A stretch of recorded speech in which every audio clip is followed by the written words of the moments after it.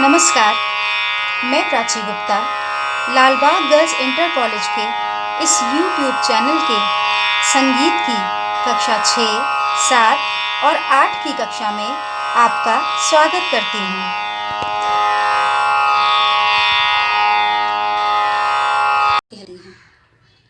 भारतीय संगीत में दो तरह का नाद पाया जाता है, आहत नाद और अनाहत नाद। आहत नाद का अर्थ है ऐसा नाद जो किसी प्रयास के द्वारा उत्पन्न हुआ हो। हथेलियों के आपस में इस तरह टकराने पर एक आवाज़ उत्पन्न हुई, इसे ही हम आहत नाद कहते हैं। इसी तरह से बादलों के आपस में टकराने से बादलों की गड़गड़ाहट होती है। हमारे द्वारा अंदर से वायु और ऊर्जा एक साथ बाहर निकालने से आवाज़ बाहर आती है, तो ये भी आहत नाद का उदाहरण है। किसी भी वाद्य के बजने से या लोगों के चिल्लाने से या बाहर ट्रैफिक का शोर, ये भी आहत नाद के उदाहरण हैं। दूसरे प्रकार का नाद है अनाहत नाद या अनस्ट्रक्ट साउंड।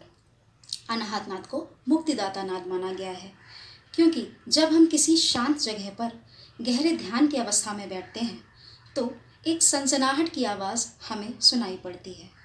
इस आवाज़ को सुनने में हमने कोई प्रयास नहीं किया है, फिर भी ये आवाज़ हमें सुनाई पड़ रही है, इसीलिए इसे अनाहत नाद कहते हैं और इसे मुक्तिदाता माना गया है। आहत नाद का संगीत में बहुत ज़्यादा योगदान है। आहत नाद को दो हिस्सों में बांटा गया है। पहला, संगीत के लिए उपयोगी नाद, ऐसी आवाज़ जो किसी प्रयास के द्वारा निकले, जो मधुर हो, स्थिर हो, नियमित हो और जिसे संगीत में उपयोग किया जा सके, उसे संगीत के लिए उपयोगी नाद कहते हैं। जैसे हमारे गाने की आवाज़, किसी भी वाद्य जैसे सितार, बांसुरी, संतूर आदि की आवाज़ जिसे हम संगीत में उपयोग कर सकते हैं, वो संगीत के लिए उपयोगी नाद कहलाती है। दूसरा प्रकार है संगीत के लिए अनुपयोगी नाद, ऐसी आवाज़ जो किसी प्रयास के द्वारा निकली तो है, लेकिन हम उसका उपयोग संगीत में नहीं कर सकते, जैसे बाहर का शोर।